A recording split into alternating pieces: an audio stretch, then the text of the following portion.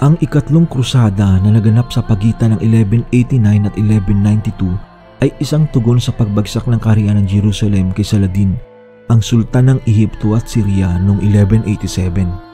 Sa pangunguna ng ilan sa pinakamakapangyarihang manghari sa Europa kabilang si Haring Richard the Lionheart ng England, King Philip II ng France at Holy Roman Emperor Frederick I Barbarossa, ang ikatlong krusada ay naglalayong mabawi ang Jerusalem at iba pang teritoryo sa banal na lupain mula sa mga puwersa ni Saladin. Sa kauna-unahang pagkakataon mula nang magsimula ang mga krusada, ang mga crusader ay nahaharap sa napakahusay na katunggali.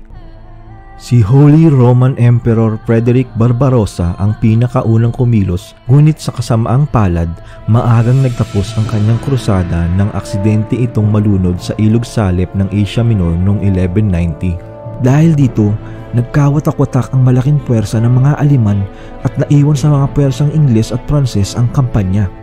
Ang dalawang leader naman ng mga ito ay magkasunod na naglakbay patungong Holy Land sakay ng kanilang mga barko.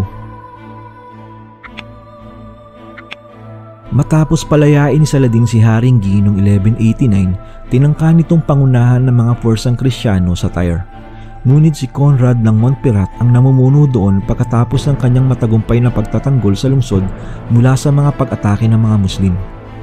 Itinuon na lang ni Gi ang kanyang atensyon sa mayamang daungan ng Acre. Nagtipon siya ng isang hukbo upang kubkubin ang lungsod at nakatanggap ng tulong mula sa bagong dating na hukbong Pranses ni Philip. Gayunpaman, ang pinagsamang hukbo nila ay hindi sapat upang tapatan ang hukbo ni Saladin na kasalukuyang umaatake sa kanila habang inaatake nila ang Acre. Dumating si Haring Philip ng France noong Abril at si Haring Richard the Lionheart ng Inglaterra noong Hunyo matapos niyang sakupin ng Cyprus. Sa kabila ng pagkakasakit, ang parehong mga hari ay nagplano ng pag-atake sa Acre. Sinimula ni Philip ang pag-atake noong Hunyo gamit ang mga trebuchet at sa kabila ng mga sira sa pader, di pa rin nila tuloy masakop ang Acre. Si Richard ay sinimulang gamitin ang sariling mga makinarya at nagdulot ng pinsala sa depensa ng Acre noong ika-3 ng Hulyo. Pagkatapos ng ilang labanan at negosasyon, sumuko rin ang Acre noong ika-12 ng Hulyo. Si Conrad ng Montferrat ang tumayong negosyador sa kahilingan na rin ni Saladin na humantong sa tuluyang pagsuko ng Acre. Ang puwersang Kristiyano ay pinasok ang lungsod at ang mga Muslim ay ginawang bihag. Kasunod ng pagsakop sa lungsod, umalis si Philip upang asikasuhin ang mga problema sa kanyang mga teritoryo. Dahil dito, si Richard na ang naging pangunahing leader ng krusada. Matapos ang pagbagsak ng Acre, ang bilang ng mga bilanggong Muslim ay humigit kumulang 3,000. Isang bahagi ng mga kondisyon ng pagsuko ay ang pagpapalitan ng mga bihag. Si Saladin ay pumayag dito at handa ring magbayad ng mataas na ransom. Ngunit hindi natuloy ang kasunduan dahil ang ilan sa mga maharlikang Kristiyano ay hindi isinama ni Saladin sa palitan. Matapos maubos ang pasensya ni Richard kakaantay sa desisyon ni Saladin, nagpasya siyang tapusin na ang buhay ng kanilang mga bihag. Inilabas niya ang mga bilanggo sa harap ng Acre noong Agosto 20 at pinatay ang 2,600 sa kanila. Sa kanyang liham sa ibot ng Clairvaux, sinabi ni Richard na dahil ang kasunduan na sinang-ayunan ni Saladin ay nawala na ang bisa, pinaslang na nila ang kanilang mga bihag. Nasaksihan ng mga tropa ni Saladin ang masaker kung kaya't umatake ang mga ito upang tangkaing saklolohan ang mga kapwa Muslim, ngunit madali lang silang naitaboy ng mga crusaders. Dahil sa mga pangyayari, walang pagpipilian si Saladin kundi gawin ang katulad ng ginawa ni Richard at pinatay rin ang kanyang mga nabihag na Kristiyano. Matapos ang tagumpay sa Acre, nagpasya si Richard na magmarcha sa lungsod ng Jaffa. Ang kontrol sa Jaffa ay importante para sa gagawing pag-atake sa Jerusalem. Ngunit hindi hahayaan ni Saladin ang mga crusaders sa kanilang mga plano kung kaya't sinundan nila ang mga ito at nag-antay ng pagkakataon upang umatake. Hawak ni Saladin ang advantage pagdating sa laki ng pwersa, ngunit ang hari ng England ay mahusay na leader na may nakakahawang katapangan. Noong ika-7 ng Setyembre 1191, sinalakay na ni Saladin ang hukbo ni Richard sa Arsuf. Tinangka ni Saladin na harasin ang hukbo ni Richard para guluhin ang depensa ng mga ito, ngunit sa utos ni Richard, nanatili lang ang mga crusader sa pagdepensa habang nag-aantay ng tamang pagkakataon. Gayunpaman, hindi nakatiis ang mga hospitaler at biglang umatake. Dahil dito, napilitan na rin si Richard na kumilos at iniutos ang buong puwersang paglusob. Kasama ng kanyang mga mandirigma, si Richard ay nakipaglaban rin. Ang mga disiplinado at matatag na hukbo ng Crusader ay dinumina ang labanan at nagawang paatrasin ang mga puwersa ni Saladin. Ang hukbong Muslim ay hindi nawasak sa kabila ng pagkalagas ng 7,000 mga tao, ngunit sila ay napaatras at iyon ay itinuturing na kahiya-hiya para sa mga Muslim. Ang pagkatalo sa Arsuf ay nagdulot ng dungay sa malinis na reputasyon ni Saladin bilang isang hindi nagagaping mandirigma at naging patunay naman sa katapangan ni Richard bilang sundalo at mahusay na commander.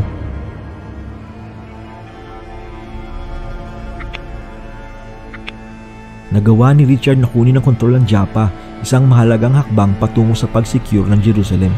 Sa pagkontrol sa baybayin, naging seryosong banta si Richard laban kay Saladin at sa Jerusalem. Kasunod ng kanyang tagumpay sa Arsuf, ginamit ni Richard ang Jaffa at ginawa itong pangunahing base. Sinimulan niyang makipagnegosasyon kay Saladin na ipinadala ang kapatid na si Al-Adil bilang kanyang negosyador. Ngunit ang mga negosasyon gaya ng pagtatangka na ipakasal ang kapatid ni Richard na si Joan o pamangkin na si Eleanor kay Al-Adil ay nabigo. Noong Nobyembre 1191, ang hukbo ng Crusader ay nagmarcha patungong Jerusalem. Noong 12 ng Disyembre dahil sa pressure ng kanyang mga emir, si Saladin ay napilitang buwagin ang malaking bahagi ng kanyang hukbo.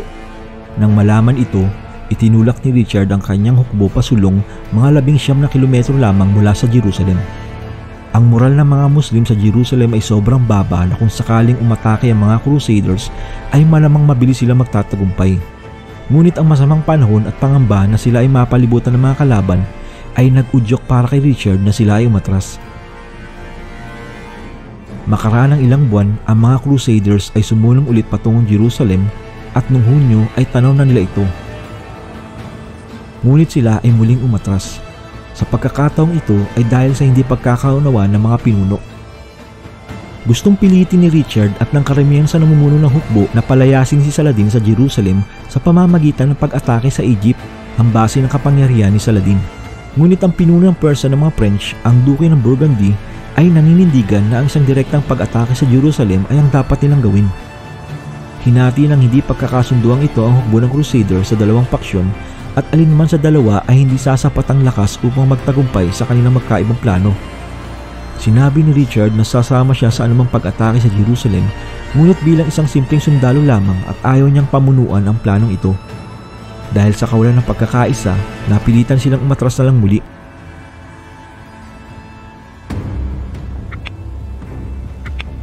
Noong Hulyo 1192, ang hukbo ni Saladin ay biglang sumalakay at sinakop ang Jaffa. Nawala ng kontrol si Saladin sa kanyang mga mandirigma dahil sa matinding galit sa ginawang massacre noon sa Acre. Pinaniniwalaang sinabihan ni Saladin ang mga Crusader na protektahan muna nila ang kanilang mga sarili sa citadel hanggang mabawi niya ang kontrol sa kanyang mga mandirigma. Balak na sana ni Richard na bumalik sa England dahil nangangalib maagaw ang trono nito, ngunit nabalitaan niya ang nangyari sa Jaffa. Si Richard kasamang maliit na puwersa na nasa mahigit 2,000 lamang ay naisipang magsagawa ng supresang pag-atake at lumusob mula sa dagat. Ang mga Ayyubids na nabigla sa pag-atake ay napilitang lisanin ng lungsod. Pinalaya nila Richard ang mga nabihag na Crusader at tumulong sa pagkipaglaban. Gayunpaman, ang hukbo ni Saladin ay lamang pa rin sa dami. Plano sana ni Saladin ang isang supresang pag-atake sa madaling araw, ngunit sila ay natuklasan. Nagpatuloy pa rin ang kanilang pag-atake, ngunit dahil sa mahinang proteksyon sa katawan, pinaulanan lang sila ng pana na naging sanhi ng pagkamatay ng karamihan. Sa kabila ng pagiging dihado sa bilang, si Richard ay nagtagumpay. Ang labanan upang mabawi ang Jaffa ay natapos sa isang matinding kabiguan para kay Saladin na napilitang umatras. Ang labanang ito ang lalong nagpalakas sa posisyon ng mga Crusader sa baybayin. Dahil sa mga kabiguan sa parte ni Saladin at si Richard naman ay kailangan na talagang bumalik sa kanyang kaharian, noong 2 ng Setyembre 1192, nagkaroon ng kasunduan ang dalawa. Napagkasunduan ng dalawang panig ang 3 taong kapayapaan. Ang Jerusalem ay mananatili sa ilalim ng kontrol ng mga Muslim, ngunit pahihintulutan ang mga Kristiyanong peregrino na bumisita sa lungsod. Napanatili ni Richard ang kontrol sa Jaffa, Acre at ang kahabaan ng baybayin, habang ang Jerusalem at ang iba pa ay nanatili sa kontrol ni Saladin. Hindi man nakamit ng ikatlong krusada ang layunin na muling masakop ang Jerusalem, Naging dahilan naman ito upang magpatuloy ang mga estado ng Crusader na nasa bingit na ng pagbagsak.